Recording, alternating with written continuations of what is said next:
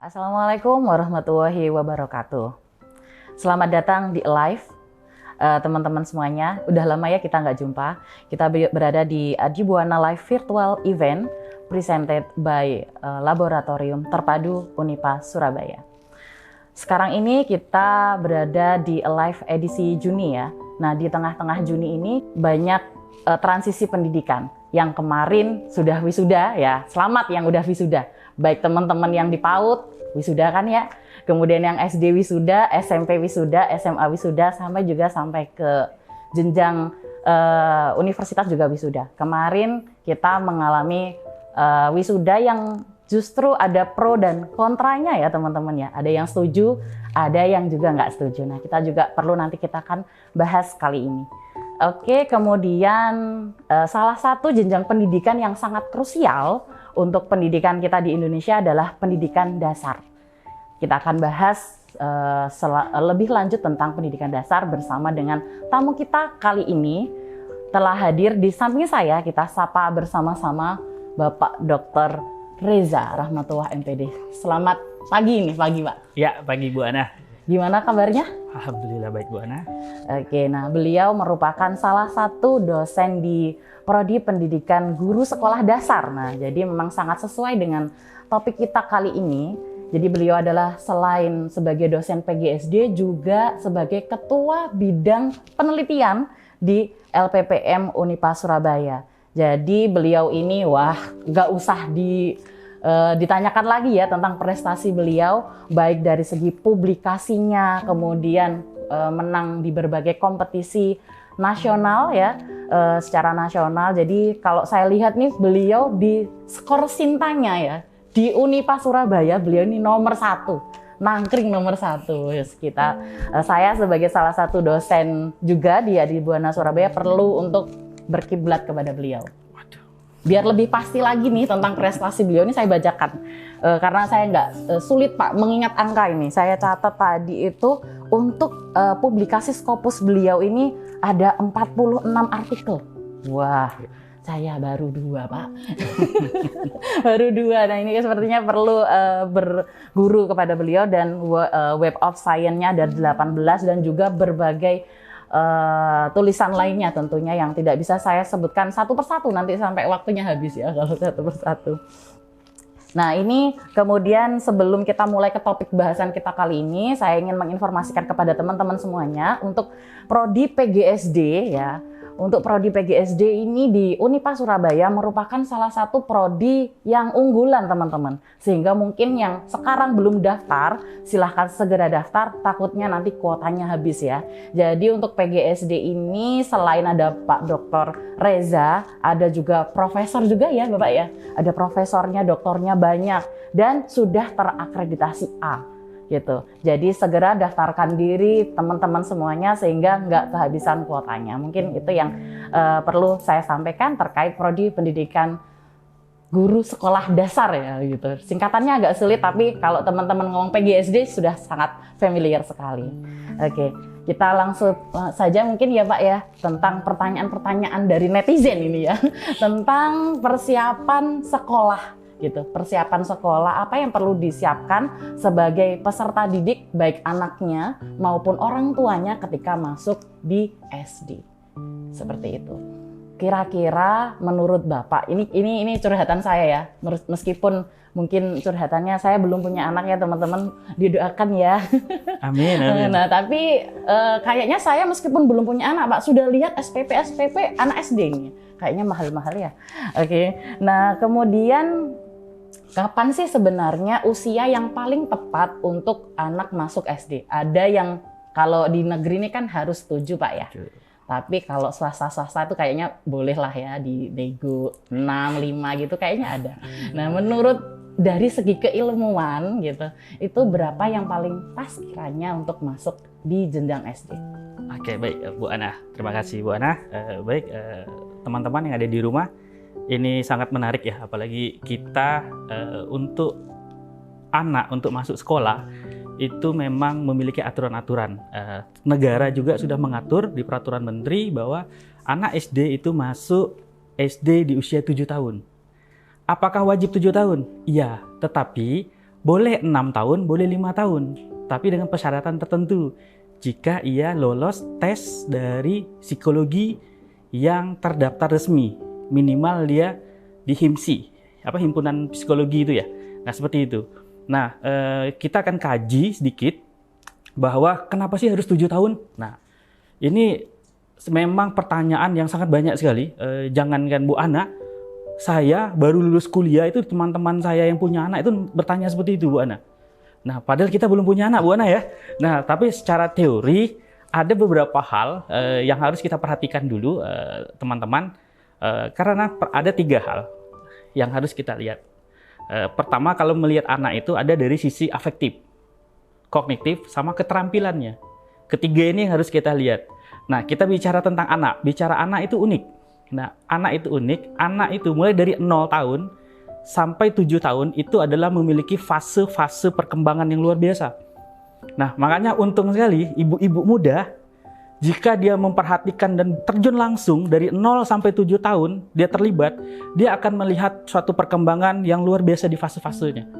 Mungkin kita lihat kalau anak 0 sampai 3 tahun, itu sangat, wah itu ya, imut-imut sekali ya. Nah, pengen bawaannya kita cium aja terus ya, pengen kita gendong aja ya. Nah, seperti itu. Nah, itu memang fasenya, memang fase menggemaskan segitu. Nah, ingat dari 0, 3, 4, 5, 6, 7 memiliki fase-fase tersendiri. Nah, kenapa anak SD harus usia 5, 6, 7? Dan pemerintah menyepakati 7. Karena tadi 3 aspek yang saya bilang, ini 3 aspek ini harus diperhatikan. Nah, mungkin selama ini Bu Ana ada paradigma yang salah. Yang salah itu apa? Masuk SD itu harus sudah bisa membaca, menulis, berhitung. Itu salah. Saya berani katakan salah. Kenapa saya berani katakan salah? Pertama hakikatnya anak itu adalah bermain. Ingat, anak itu bermain. Jangan pernah larang anak untuk bermain. Karena kenapa saya bilang? Karena itulah fase perkembangan afektifnya, kognitifnya, dan keterampilannya. Ketiga ini melalui bermain.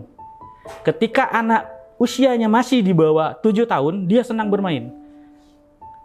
Jangan larang anak bermain selama itu tidak membahayakan. Kenapa? Anak itu pandai lelah sendiri. Dia bisa capek. Kalau dia capek, dia berhenti. Dia minta makan. Sama juga, jangan paksa anak untuk makan. Nah, karena apa? Kalau dia lapar, dia pandai minta makan. Nah, itu prinsipnya. Karena anak, terutama anak laki-laki, kalau anak laki-laki itu memang lebih aktif.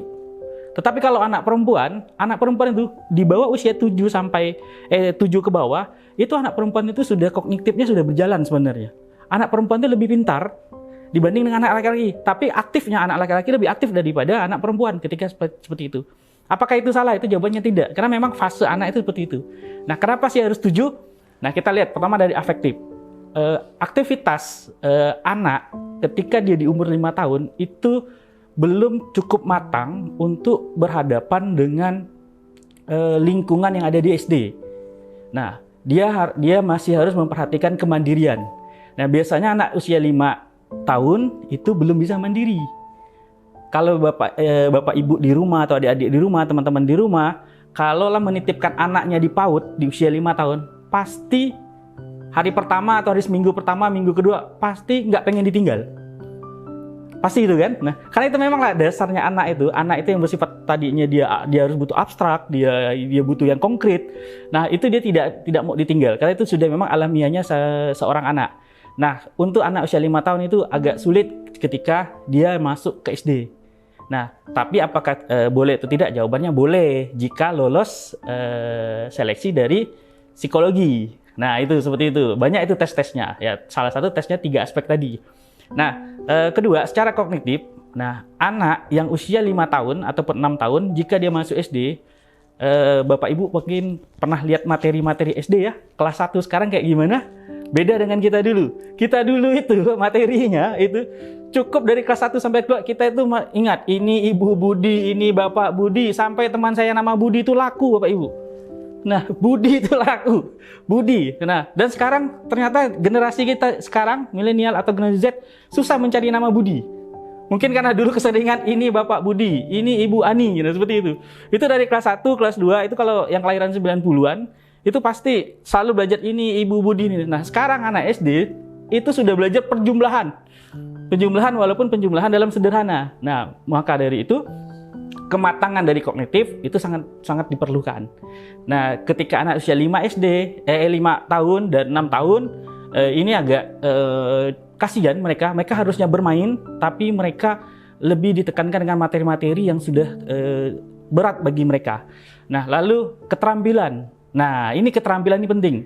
Ini sangat penting keterampilan. Nah, banyak sekali kalau kita lihat PAUD, kita bicara PAUD di kota-kota besar itu lebih banyak memfokuskan tentang keterampilan selama dia PAUD.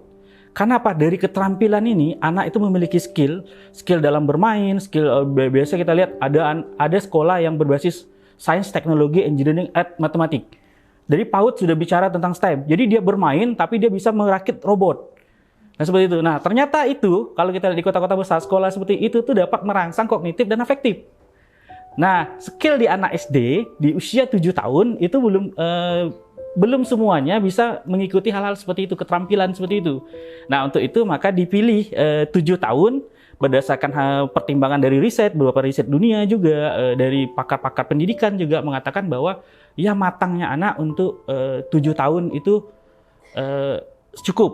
Nah, tapi 6-5 tahun boleh jika ia lolos dalam tes dari psikologi. Nah, tes ini biasanya mencakup tentang afektif, kognitif, psikomotor, bagaimana anak itu layak atau tidak, atau mampu tidak untuk mengikuti. Nah, biasanya ada sekolah swasta juga ini yang melanggar biasanya, Bu Ana. Nah, ini ada sekolah swasta melanggar. Nah, kita doainlah semoga ini tidak melanggar lagi ya. Cukup kita ikuti aturan pemerintah. Tetapi setahu saya ada namanya nomor induk siswa, itu jika usianya tidak sampai, dia tidak bisa dimasukin nomor induk siswanya jika belum sampai 7 tahun, kecuali melampirkan hasil dari tes psikologi yang bereputasi. Seperti itu, Bu Ana. Oke, jadi intinya gini ya teman-teman dan juga mungkin Bapak Ibu semuanya, kalau misalnya anaknya sekarang udah 5 gitu ya, udah 5, ini waktunya masuk SD. Nah, mungkin kita lihat kembali anaknya ya, berarti kita lihat lagi per anaknya seperti apa. Jadi jangan gopo hopo torek ya, jangan gopo ketika tetangganya masuk sekolah, anaknya dipaksakan untuk bisa seperti anak tetangganya gitu ya, sehingga mungkin anaknya belum siap. Nah, kita ikuti saja dari himbauan pemerintah bahwasanya usia 7 tahun ini kan sudah berdasarkan riset ya teman-teman dan juga Bapak Ibu semuanya. Jadi kita ikuti saja, kesiapan dari tiap anak itu berbeda, sehingga kita yaitu tadi sudah ngikutin aja, semoga dengan kesiapan yang pas di usia yang pas anaknya bisa belajar dengan lebih baik. Ada sekolah tertentu ya mungkin yang agak nakal gitu ya. Jadi anaknya dites untuk calistung seperti itu. Padahal ketika di PAUD baik ya, mulai dari PAUD AB, kemudian TK AB, mereka diajarinnya belajar bermain. Lebih ke bermain ya. Jadi nggak belajar calistung, tapi moro-moro ketika mau SD ada tes calistung-nya. Ini gimana, Pak, kita menyikapinya ini? Anaknya kaget ini. Ya. Ini sampai sekarang juga ternyata masih ditemukan kan seperti itu. Baik, pertama kita lihat dulu kenapa ada yang melakukan tes masuk SD, padahal masuk SD itu wajib. Nah, wajib bagi anak-anak ini di Indonesia, bahkan di dunia wajib. Nah, tetapi kalau dites kan kasihan anak ini. Nah, itu seperti itu. Nah, coba kita lihat dulu. Mungkin kita lihat dari sisi dari perkembangan anak. Jangan lupa, anak itu memiliki perbedaan dengan kita yang sudah dewasa. Mungkin yang bikin kebijakan masuk SD itu tes, itu kan orang dewasa. Tapi dia tidak pernah memikirkan bagaimana sih jadi anak, padahal dulu dia pernah jadi anak. Nah, ini menjadi permasalahan. Nah, coba kita lihat, seseorang anak itu punya otak kiri, otak kanan. Nah, dia akan melakukan fungsi otak kiri dan otak kanannya. Nah, kadang-kadang seorang anak itu memiliki perbedaan antara anak satu dan anak lain. Ada anak yang aktif di otak kanan, ada anak aktif di otak kiri. Nah, ada anak yang senang dengan angka, baca, materi, ada anak senang dengan kesenian, senang dengan keterampilan yang lain, bisa jadi ada anak senang dengan kreativitas yang lain. Nah, ini yang harus kita perhatikan. Jika semuanya dianggap, ini ada satu konsep yang saya bilang, kita itu gagal jika kita menganggap anak pintar itu adalah pintar matematika, pintar bahasa, pintar bahasa Inggris, pintar materi. Itu ada konsep yang salah. Anak itu sampai SD, dia itu biarkan dia memilih dia senangnya di mana. Nah, makanya saya itu lebih senang prinsipnya gini. Kalau anak nggak senang matematika, tapi dia senang sepak bola, kenapa harus dipaksa dia harus bimbel matematika? Cukup kenalin matematika, dia bisa berhitung, membagi, dan dia bisa kenal angka, mengurang, itu cukup menurut saya. Tapi ketika dia senang sepak bola, ayo kita kursuskan dia sepak bola. Siapa tahu dia bisa jadi Messi kedua kan? Nah itu seperti itu konsepnya. Kalau yang saya pelajari. Nah jadi kita itu harus mengikuti anak itu minatnya di mana. Nah kalaulah anak itu masuk SD itu patokannya adalah membaca, menulis, saya rasa pendidikan kita akan gagal. Saya rasa pendidikan kita gagal. Ini tidak boleh karena ada faktor otak kiri, otak kanan anak itu berbeda-beda. Kan ada otak yang aktif di otak sebelah kanan, dia lebih senang dengan art misalnya ya. Kiri dia lebih senang dengan kognitif. Nah itu seperti itu. Nah ini yang harus kita perhatikan. Makanya itu tadi Bu Ana bilang, kalaulah kepala sekolahnya, gurunya itu alumni Adi Buana, dia sudah paham itu. Kenapa? Kita ada mengajarkan bagaimana sih pola asuh. Ya itu pola asuh. Jadi kalau ambil kuliah pendidikan di Adi Buana, itu sudah diajarkan pola asuh anak usia dini SD, SMP, SMA. Jadi kita bisa akan memberi treatment ketika anak mau masuk SD, tidak melalui tes. Nah seperti itu. Kalau kuliah di Adi Buana itu diajarkan itu. Dosen-dosennya terutama di mata kuliah perkembangan peserta didik. Nah itu diajarkan itu kalau kuliah di Adi Buana. Nah maka saya bilang tidak boleh masuk SD harus ada tes calistung. Karena tugasnya anak adalah bermain. Kelas 1 SD juga bermain. Tapi bermain sambil belajar. Nah, kalau PAUD murni bermain. Bermain kreatif. Nah, kan bermain dalam meningkatkan moralitas, itu di PAUD. Nah, bermain dalam membangun komunikasi, itu di PAUD. Di SD itu tinggal melanjutkan bagaimana bermain sambil mengenal angka, bermain sambil mengenal huruf. Dan yang terpenting, Bapak Ibu, bermain sambil mengenal lingkungan, bermain sambil memahami apa itu penerapan moral. Nah, konsepnya penerapan moral adalah pertama, Bapak Ibu mungkin pernah dengar, ada di Australia, itu orang tua itu nggak bangga anak kelas 1 SD bisa baca, bisa tulis. Nggak bangga. Tetapi dia bangga kalau anaknya bisa ngantri. Nah, kita ngantri nih, misalnya ngantri di misal beli tiket kereta api misalnya kan. Wah, kita mau masuk ke kereta api. Nah, kita itu antri. Nah, itu bangga. Sama mereka bangga kalau anaknya itu tidak buang sampah sembarangan. Nah, artinya apa? Dalam bermain, anak SD itu terutama di kelas awal, kelas 1, kelas 2, dalam bermain itu jangan lupa kita tanamkan nilai-nilai karakter dan moral. Maka dari itu, calistung tidak penting.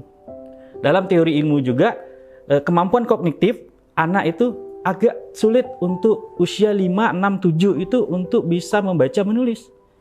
Nah, kita memaksa anak. Nah, padahal anak itu aspek dari kognitifnya adalah masih bermain. Maka sebaiknya pembelajaran di kelas rendah itu adalah bermain sambil belajar. Itu konsepnya. Jadi, calistung tidak dibolehkan, tetapi mohon maaf maksudnya tidak dibolehkan masuk SD calistung, tetapi kalau masuk SD silakan kita terima anaknya di SD itu, kita godok anaknya, kita didik anaknya bermain sambil belajar. Nah ini saya rasa sudah banyak juga sekolah-sekolah yang sudah menerapkan seperti itu, bermain sambil belajar. Itu Bu Ana. Oke, jadi kurang lebih yang disampaikan oleh Pak Reza bahwasanya sudah nggak zamannya lagi mungkin ya, sudah nggak zamannya lagi ketika sebuah kemampuan skill calistung ini jadi prasyarat untuk masuk di sekolah dasar, karena semua ini sebenarnya pasti ada masanya ya, ada masanya. Intinya tadi jangan gopo ya, ojo gopo intinya seperti itu. Jadi mereka akan belajar di waktu yang tepat. Itu yang bisa saya pelajari dari keterangan dari Pak Reza. Nah kemudian juga kalau kita telisik lagi ya Bapak Ibu ya, dan juga teman-teman semuanya, di kurikulum kelas 1 itu juga basicnya masih belajar, misalnya matematika itu itu masih belajar berhitung juga, bahasa Indonesia juga belajar membaca dan lain-lain seperti itu. Nah, takutnya nanti kalau anaknya sudah expert ya, ketika di PAUD diajarin ini itu ke expertan, nanti di kelas 1 anaknya gabut, nggak ada kerjaannya karena udah bisa semua. Keenakan guru kelas 1 SD kan, terlalu ringan nanti tugasnya ya, kurang lebih seperti itu. Ya maaf ya bercanda. Jadi juga yang bisa saya ambil juga pentingnya belajar sambil bermain ya. Jadi dientek-entek anak itu keinginan bermainnya ketika masih dini. Ketika anak-anak waktunya bermainnya bermain, jangan nanti takutnya kalau kurang main waktu kecil nanti waktu besar suka main hati terus. Ya kan? Oke, mungkin selanjutnya tentang sistem yang juga agak polemik nih Pak di pendidikan dasar, nggak hanya dasar sebenarnya, di menengah dan juga tinggi, tentang sistem zonasi yang kini diterapkan di Indonesia di berbagai daerah. Banyak juga yang sampai karena ingin masuk di sekolah tertentu sampai memasukkan kakak, masih kayak pindah lokasi seperti itu. Nah ini gimana Pak? Iya, ini sangat lucu sekali. Iya. Saya berpikir positif. Kenapa pemerintah melakukan sistem zonasi? Pertama, kalau saya membaca dan saya melihat itu pemerintah itu punya program bahwa sekolah itu harus menyebar. Di tiap-tiap zonasi itu harus ada sekolah. Nah, tugas pemerintah daerah itu adalah gimana mikirin ada anggaran APBD itu untuk membangun sekolah. Tapi real kenyataannya selama ini masih banyak yang belum sanggup membangun sekolah. Malah karena ada sistem zonasi, kurang kelas, dia bangun kelas. Kan penambahan kelas, penambahan rumbel kelas. Nah seperti itu yang sering kita dengar kan. Nah itu. Tapi kalau saya berpikir pemerintah bikin kebijakan itu supaya SD, SMP itu ya ada. Misal kecamatan ini dengan penduduk sekian cuman 1. Ternyata dengan sistem zonasi, ternyata kita menghasilkan 2 sekolah dengan anggaran daerah misalnya kan. Nah APBD misalnya seperti itu. Nah itu saya bilang. Nah tetapi juga jangan lupa ini PR bagi kita pengelola sekolah.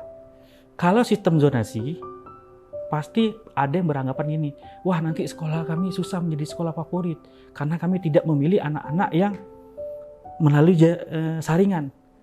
Jadi gini, konsep pendidikan yang baik itu kalau menurut Ki Hajar Dewantara, semua manusia itu kan layak untuk mendapatkan pendidikan. Nah, jadi ada yang unggulan dan tidak unggulan, tetapi gimana cara mikir sekolah ini menjadi sekolah unggulan semua. Nah, bagaimana caranya? Pertama itu butuh kepemimpinan sekolah yang baik. Dia dapat mengelola tata kelola sekolah, mengelola manajemen sekolah, dia dapat mengelola bagaimana gurunya, updating kemampuan gurunya dalam mengajar dan mendidik. Nah ini perannya sangat luar biasa dari pimpinan sekolah tersebut. Nah yang terpenting itu adalah kesadaran gurunya. Nah kesadaran dalam mendidik baru mengajar. Nah, jangan mengajar dulu baru mendidik. Nah ini agak kebalik ya. Bagaimana cara mendidik dan baru mengajar. Nah, kalaulah sistemnya sudah terbentuk, saya rasa sekolah-sekolah yang ada di daerah pun itu memiliki standarisasi menjadi sekolah bermutu. Sehingga sekolah di dekat rumah pun itu sudah sama dengan sekolah, misalnya saya kan asli dari Kalimantan misalnya ya. Sekolah di Kalimantan dengan sekolah di Jawa sama standarnya. Nah, sama unggulannya. Nah, itu. Tapi itu sangat berat sekali kalau saya lihat. Karena tidak semua sama. Pertama tidak semua lulusan guru itu memiliki kemampuan mengajar yang baik. Nah, tidak semua guru memiliki kesadaran untuk mengajar yang baik. Mungkin aja nih jadi guru terpaksa nih ya. Terpaksa karena disuruh orang tua. Karena nganggur gitu kan, udah 10 tahun nganggur, terpaksa disuruh orang tua gitu kan, ngambil kuliah keguruan. Alhamdulillah ya bisa lulus gitu kan. Nasib baik lulus PNS jadi guru gitu kan.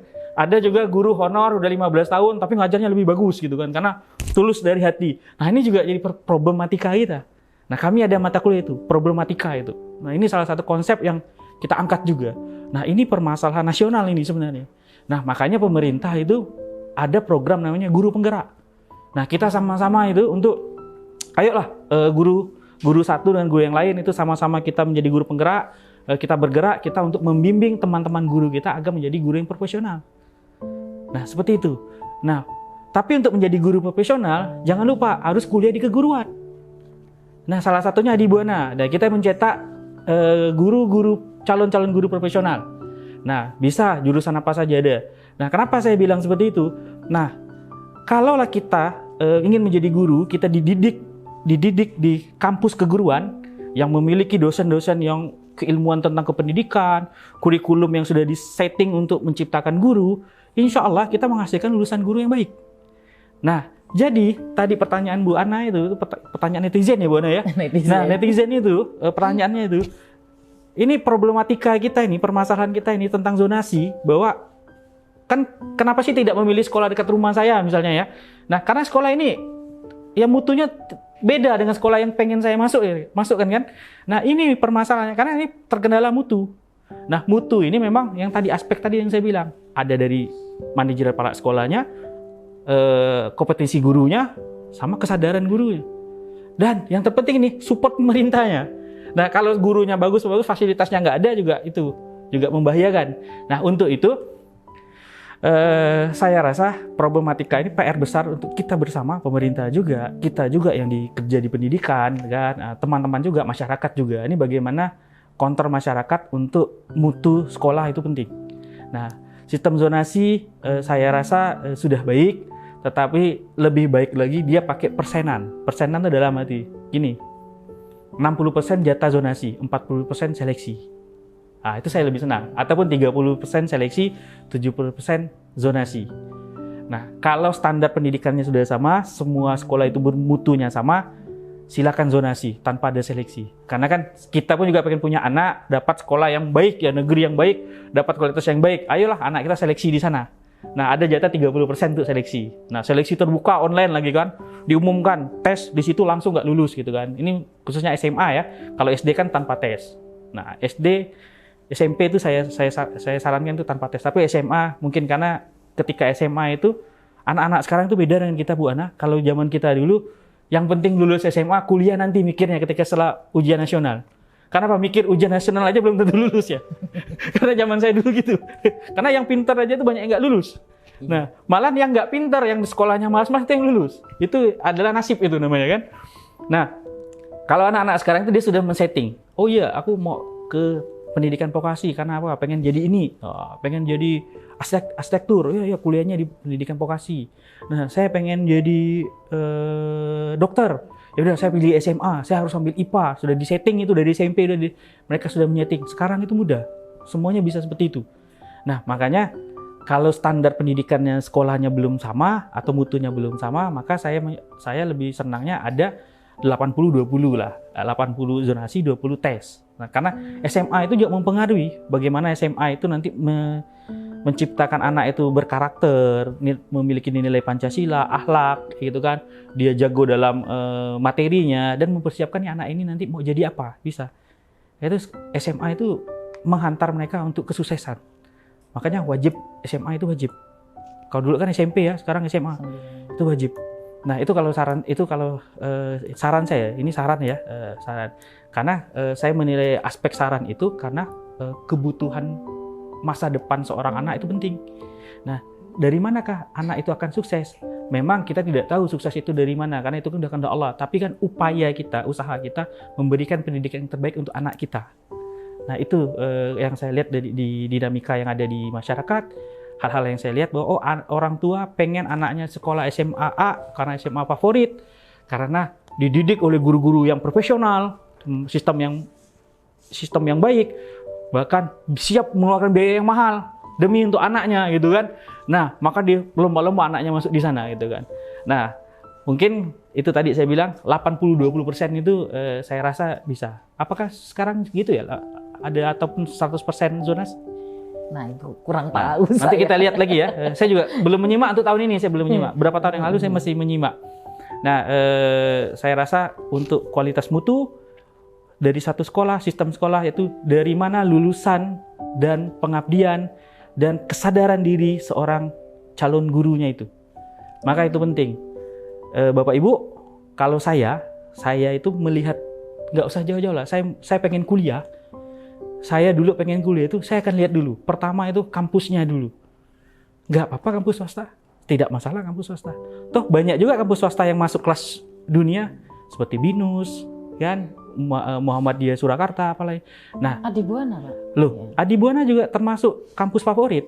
Kalau untuk calon-calon guru ya di swasta, ya saya rasa Adibuana masih nomor 1 ya di Surabaya ya. Betul sekali. Ya apalagi kita dosennya ya. Iya, kan? masih muda-muda, Masih unyu-unyu muda-muda, ya masih kan? keren-keren gitu kan. Nah, gitu kan. Pokoknya masuk di Adibuana siap, yang jomblo tidak jomblo. Nah, karena apa? Adibuana itu selalu memberikan solusi bagi calon-calon guru. Nah, itu menurut saya Bu Ana.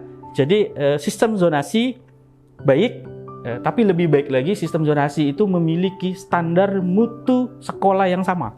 Jadi orang tua nggak akan mikir, oh, anak saya nggak perlu di SMA A, SMA B dekat rumah, tapi mutu dan ini sama. Nah, gampang kok itu mutu yang sama, yaitu tadi calon gurunya harus memiliki kompetisi guru. Dari mana? Dari dapat kompetisi guru? Ya, selama dia dapat pendidikan guru. Ya, itu Bu Ana. Oke. Jadi mungkin memang kan zonasi ini menjadi salah satu usaha ya dari pemerintah untuk adanya pemerataan pendidikan. Dan banyak sekali program strategis nasional kita ya khususnya untuk pendidikan itu sudah banyak dilakukan mulai dari penggerak, sekolah penggerak, guru penggerak dan lain-lain, dan nantinya yang mana guru-guru ini nanti di berbagai lembaga instansi sekolah akan terjadi pemerataan. Jadi nanti nggak ada lagi, kalau kita itu kalau biasanya dikasih aturan kayak gitu ada aja ya jalan keluarnya ya tadi melalui calo dan lain-lain. Nah, tapi nanti ini dengan seiring berjalannya waktu, semoga nanti kualitas antara SD yang satu dengan SD yang lain, sekolah satu yang lain nanti jadinya sama. Jadi kita nggak usah perlu bingung-bingung milih sekolah nantinya. Ya yang deket aja lah, kan lebih irit ya kan, seperti itu. Nah ini mungkin pertanyaan terakhir Bapak terkait dengan isu yang kemarin ya sedang hits-hitsnya itu tentang wisuda. Nah, ya saya juga kurang tahu. Kalau saya dulu wisuda itu ngerasainnya ya ketika kuliah saja ya, di S1 dan S2. Nah, sekarang ini wisuda diterapkan di setiap jenjang, baik mulai PAUD, kemudian SD, SMP, SMA, yang mana ada beberapa orang tua yang kurang berkenan gitu ya, sehingga meminta kepada Presiden ini, ke Pak Jokowi untuk ditiadakan, mengingat mungkin dari segi biaya dan lain-lain. Nah, mungkin gimana menurut Bapak tentang adanya wisuda di berbagai jenjang ini? Iya, kalau Bu Ana wisuda itu pada saat ini ya, pada saat kuliah ya Bu Ana ya? Iya, kalau Saya ada 2 momen wisuda. Pertama saat khatam Quran, kedua itu besok di pondok tuh begitu, tapi itu gratis. Nah, kuliah, 3 kali kita kuliah, 3 kali kita wisuda. Tapi kalau misalnya dari TK, SD, SMP, SMA, kuliah, kayaknya pas momen kuliah kayak bosan ya wisuda terus ya kayak gitu ya. Sepertinya. Ya, baik. Untuk wisuda ini kayaknya baru hangat-hangat tren-trennya seperti ini ya. Apalagi kita lihat perkembangan sekarang ini kan, orang Indonesia bahkan dunia kali ya lebih senang itu kalau lagi ada yang booming ikut semua gitu. Nah ini entah dimulai dari sekolah mana yang wisuda, akhirnya sekolah negeri pun, bahkan sekolah yang kecil-kecil pun, yang pinggiran pun pengen wisuda gitu ya. Nah saya pribadi sepertinya merasakan tidak perlulah ya dari TK, SD, SMP, SMA itu untuk wisuda.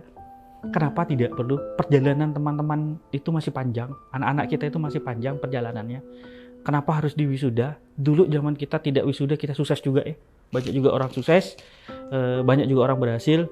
Tapi itu tadi saya bilang, sekolah itu daripada kita ngabiskan uang untuk wisuda, orang uangnya. Ini ada alasan lagi nih. Oh tenang, kami wisuda itu bukan kemauan sekolah, tapi kemauan siswa. Saya ada baca di koran itu. Karena kami pakai subsidi silang. Subsidi silang juga sama juga pakai uang, Bapak Ibu kan. Ya lebih banyak dimanfaatkan yang lain. Mendingan Bapak Ibu yang banyak uang itu daripada kita bayar wisuda mahal-mahal. Mendingan ketika anaknya lulus, yuk uangnya sumbangan sekolahnya, entah bangun lab, entah bangun apa. Kan itu bisa bermanfaat ya. Jadi amal jariah Bapak Ibu juga kan. Dan bisa berguna untuk anak bangsa juga. Nah itu seperti itu. Nah saya punya argumentasi wisuda itu untuk anak SD, SMP, SMA ditiadakan karena satu, wisuda itu kan artinya bahwa mereka sudah menyelesaikan pendidikan ya, wisuda. Nah jangan lupa ketika dia wisuda sama dengan perguruan tinggi yang nyanyi lagu apa tuh yang wisuda seluruh dunia itu kan ada nyanyi, ada lagu itu ya. Itu pakai lagu itu nggak mereka? Nah, coba yang dari bahasa Yunani itu ya. Nah, coba pahamkan dulu artinya itu. Itu kan makna dari wisuda itu kan ada di sana. Nah, ketika SD SMP SMA wisuda ini apalagi ini saya barusan minggu lalu, saya barusan ada acara di hotel, gila, ada di kota Surabaya, itu sekolah swasta tapi ya, itu melakukan wisuda, kadang-kadang kita minder, mobil itu paling apa ya, paling rendah itu, mobilnya itu yang mengantar itu Avanza. Lah bagaimana yang mereka ekonomi ke bawah gitu kan, dia masuk hotel yang mewah, yang per malam itu sekitar 500.000. Nah, anak-anak yang tidak mampu lihat, oh dia harus wisuda ke hotel ini, dia apa? Walaupun ini sekolah swasta, tapi kan memberi image adanya kesenjangan ya. Nah, tujuan kita kan bukan untuk kesenjangan dalam pendidikan, adalah menyeratakan pendidikan agar mendapat kualitas yang sama. Tapi kalau wisuda ini saja bikin kesenjangan, ini sudah membahayakan. Nah, itu alasan saya pertama. Kedua juga, saya rasa wisuda itu cukup diganti dengan perpisahan sekolah saja. Ya, misalnya ya adik-adik di SMA, yaudah kita patungan bikin acara syukuran atau ada pentas seni untuk perpisahan. Ya, seperti itu sudah cukup kok. Kalau untuk wisuda harus pakai toga, harus pakai itu kayak gimana gitu ya. Wisuda itu kan dipakai cuma sekali gitu kan. Kalau habis wisuda kita langsung untuk menghadapi kehidupan yang nyata. Nah, kehidupan yang nyata itu adalah apa? Kalau adik-adik teman-teman mahasiswa itu kadang-kadang di hari wisuda senang, besok dia nggak senang. Kenapa? Statusnya pengangguran, bukan pelajar lagi. Nah, kalau adik-adik SD wisuda, besok kan statusnya masih pelajar lagi. Nah, kalau perguruan tinggi kan statusnya besoknya pengangguran atau syukur-syukur 2 hari lagi statusnya dia dapat kerja. Nah, kalau untuk wisuda ini logika saya tidak berjalan ketika SD, SMP, SMA karena perjalanannya masih panjang. Dia harus mengikuti jenjang pendidikan berikutnya, dia harus juga memahami bahwa biaya wisuda itu mahal. Kalaupun biaya wisuda itu, walaupun merasa oh saya banyak uang kok, orang tua saya banyak uang kok, ya lebih baik kita belajar untuk kepekaan sosial daripada uang untuk kesenangan wisuda sebentar. Lebih baik uangnya itu disumbangkan ke sekolahnya atau sekolah tetangganya, agar tujuannya kita punya mutu yang sama antara sekolah A, sekolah B, sekolah C. Karena tujuannya apa? Biar anak-anak Indonesia pintar. Kalau anak Indonesia pintar, kita tuh aman. Amannya apa? Di jalan nggak ada begal, nggak ada orang yang mau melanggar lampu merah. Kenapa? Karena pintar. Tapi kalau masih ada begal, masih ada orang yang melanggar lampu merah, itu belum pintar. Lah lampu merah kan aturan. Yang melanggar orang aturan, berarti dia belum paham dengan aturan. Nah, butuh kita pintarkan. Nah itu konsep dari saya, Bu Ana.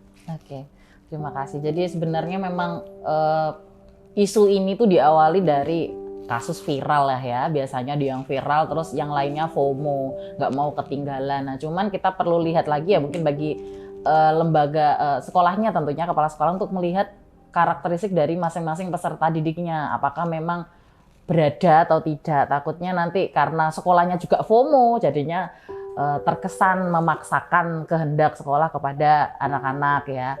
Seperti itu, mungkin itu yang ingin kita hindari ya, sehingga mungkin ya dipikir kembali tentang perayaan wisuda di setiap jenjang tersebut begitu. Demikian kurang lebih perbincangan kita kali ini tentang pendidikan, khususnya untuk pendidikan dasar ya, karena kita tadi bahas banyak tentang PGSD, kesiapan dan lain-lainnya sampai ke wisuda juga, mulai dari masuk sampai mulai keluar ya, seperti itu. Saya ucapkan terima kasih Pak Reza sudah mendampingi kita punya insight baru tentang pendidikan sekolah dasar seperti itu. Kemudian juga kita tunggu mungkin di kesempatan yang lainnya Bapak ya. Terima kasih, dan juga kepada teman-teman terima kasih sudah join, dan juga sampai jumpa untuk live selanjutnya tentunya dengan topik yang menarik dan berbeda. Terima kasih. Wassalamualaikum warahmatullahi wabarakatuh.